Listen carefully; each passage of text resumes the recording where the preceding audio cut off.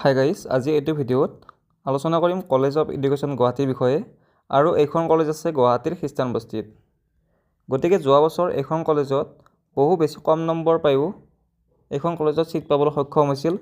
যোৱা বছৰ OBC NCL কেটেগৰীৰ 75 marks পায়ো এইখন কলেজত যোৱা বছৰ ছিট পাইছিল। গতিকে কিমান ৰেংক পাই এইখন কলেজত যোৱা বছৰ ছিট পাইছিল সকলোৱে ভিডিঅ'টো শেষলৈকে চাব। মই যোৱা বছৰৰ যিখন মেৰিট লিষ্ট আছে সেইখন অলপ ডিছকাশ্যন কৰিম, গতিকে সকলোৱে ভিডিঅ'টো স্কিপ নকৰাকৈ শেষলৈকে চাই থাকিব। আৰু বহুতে সুধি আছে যে ফৰ্মবিলাক কেতিয়া দিব BEd কলেজবিলাকত। এতিয়া গুৱাহাটী ইউনিভাৰ্চিটিয়ে সকলো BEd কলেজলৈ এটা ইনষ্ট্ৰাকশ্যন পঠাইছে যে যেতিয়া গুৱাহাটী ইউনিভাৰ্চিটিয়ে ফাইনেল মেৰিট লিষ্ট প্ৰকাশ কৰিব, অৰ্থাৎ গুৱাহাটী ইউনিভাৰ্চিটিয়ে ফাইনেল মেৰিট লিষ্টখন প্ৰকাশ কৰিব 5 আগষ্টত, আৰু 5 আগষ্টৰ পিছতে কলেজবিলাকক ফৰ্ম ফিল আপৰ প্ৰক্ৰিয়া আৰম্ভ কৰিব দিছে। গতিকে সকলোৱে ৱেইট কৰক 5 আগষ্টলৈ, আৰু আপোনালোকে বেছিভাগ কলেজতে 6 আগষ্টৰ পৰা ফৰ্ম ফিল আপ কৰিব পাৰিব, লগতে ফৰ্ম ছাবমিটো কৰিব পাৰিব। এখন হৈছে কলেজ অফ এডুকেশ্যন গুৱাহাটীৰ লাষ্ট ইয়াৰৰ এডমিটেড ষ্টুডেণ্টৰ লিষ্ট। গতিকে ইয়াত যোৱা বছৰ এখন কলেজত বহুত বেছি ৰেংক পায়ো কম মাৰ্কছ থাকিও ইয়াত ছিট পাইছিল।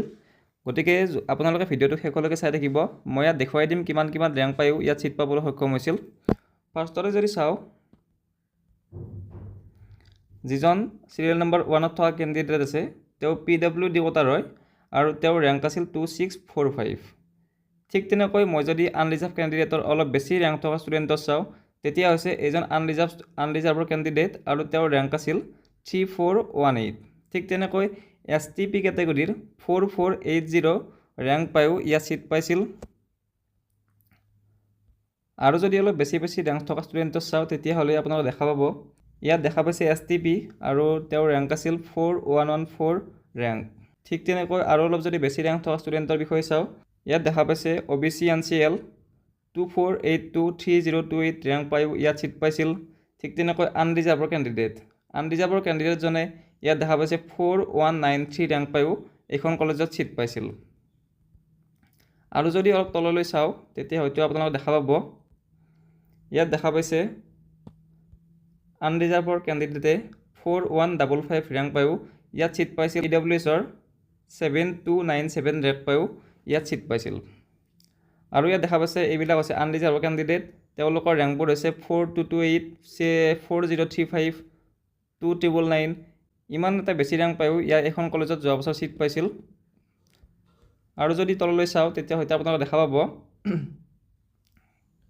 ইয়াত যদি চাওঁ EWSৰ 8046 ৰেংক পাইছিল।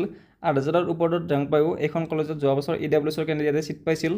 ঠিক তেনেদৰে SC কেণ্ডিডেটে 5920 ৰেংক পায়ো এইখন কলেজত ছিট পাইছিল। আৰু যদি অলপ তললৈ চাওঁ, তেতিয়া হয়তো আপোনালোকে দেখা পাব ইয়াত আপোনালোকে দেখা পাইছে 9882 ৰেংক।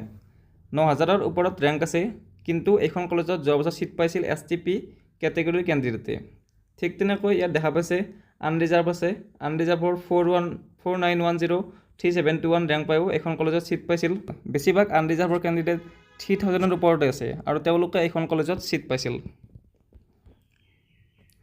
ঠিক তেনেকৈ এইটো পেজত যদি চাওঁ, 49 চিৰিয়েল নম্বৰত থকাজনে ইমান এটা বেছি ৰেংক পাইছিল। আপোনালোকে দেখা পাইছে 12441 ৰেংক, আৰু 12441 ৰেংক পায়ো এইখন কলেজত যোৱা বছৰ ছিট পাইছিল, আৰু তেওঁ হৈছে OBC NCL কেটেগৰীৰ।